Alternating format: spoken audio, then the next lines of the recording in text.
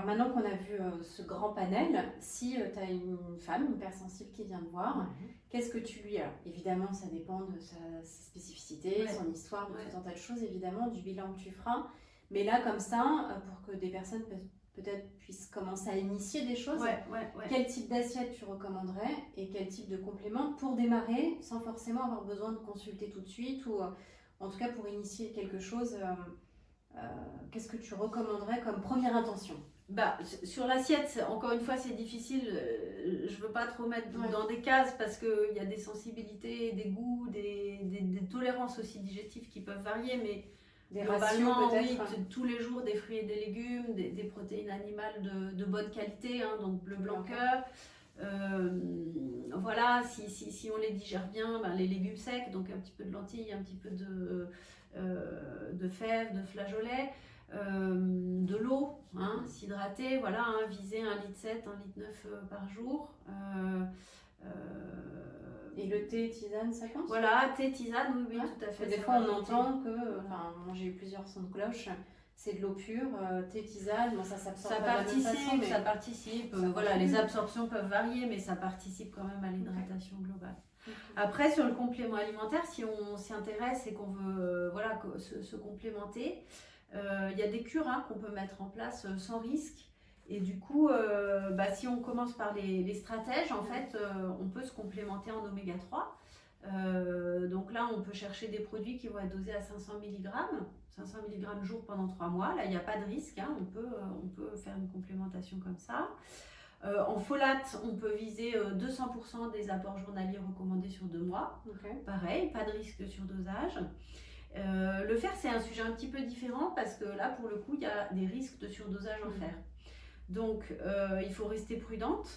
Mais on peut se complémenter pendant 1 mois avec un bisglycinate de fer qui va être dosé à 24 mg. Et je dirais qu'après 1 mois de complémentation, c'est bien de refaire une prise de sang, de demander la ferritine. Donc la ferritine, elle est remboursée si on a l'ordonnance de son médecin. Les gynécologues, souvent, magnésium, fer. Voilà, mais on peut la demander au laboratoire. On peut la demander au laboratoire même sans ordonnance. Ça coûte une quinzaine d'euros. Et donc une ferritine optimale, elle va être entre 50 et 80 nanogrammes par millilitre. Donc si on voit qu'on n'est pas dans cette fourchette, on peut continuer la complémentation. Et si on sent qu'on arrive dans la fourchette, et là il faut stopper la complémentation. Ce que j'ai envie d'ajouter là-dessus, c'est que le fer peut être plus ou moins bien toléré et absorbé. Et comme le magnésium, ça va dépendre de sa forme. Donc c'est les formes organiques de fer qui vont être bien tolérées, le bisglycinate. Donc si on n'a pas bien toléré des fers qui sont remboursés sur ordonnance, qui sont des formes minérales, ne pas hésiter à se tourner vers ces formes-là de bisglycinate. Voilà, donc ça c'est nos fameux 3 stratèges. Après, vitamine D, 1000 unités par jour pendant 3 mois, mais en fait quasiment pendant toute l'année. Donc voilà, à vérifier aussi avec un dosage.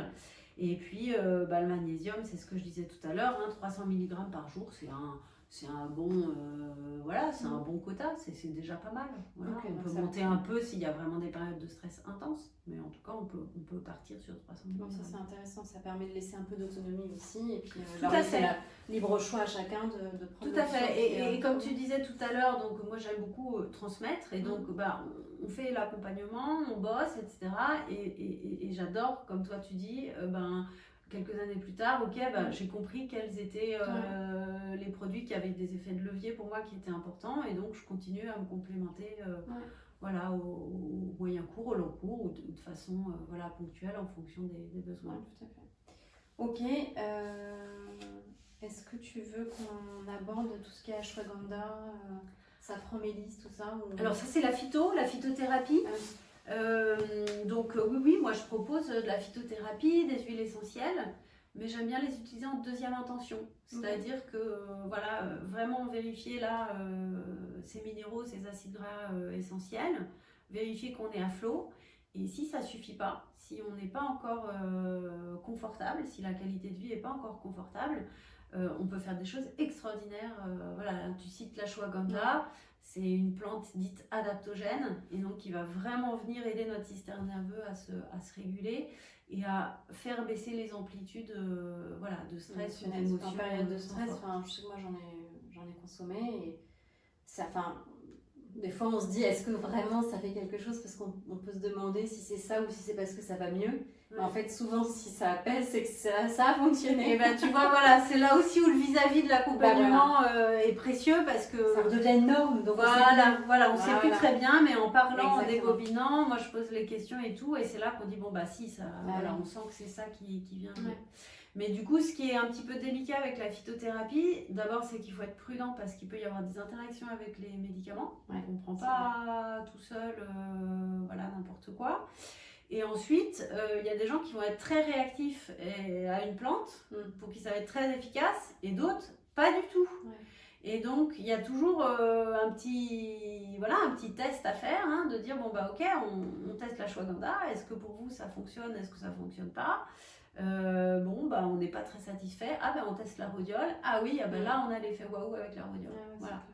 Donc c'est pour ça que moi j'aime bien faire un peu première intention, deuxième intention, parce que je suis sûre qu'avec toute la partie micronutrition, je viens combler des déficits, agir sur les fonctionnements physiologiques, et que sauf sensibilité particulière, ça fait grand bien. Et voilà, quand ça n'a pas suffi, tac, c'est là que je fais rentrer la phyto.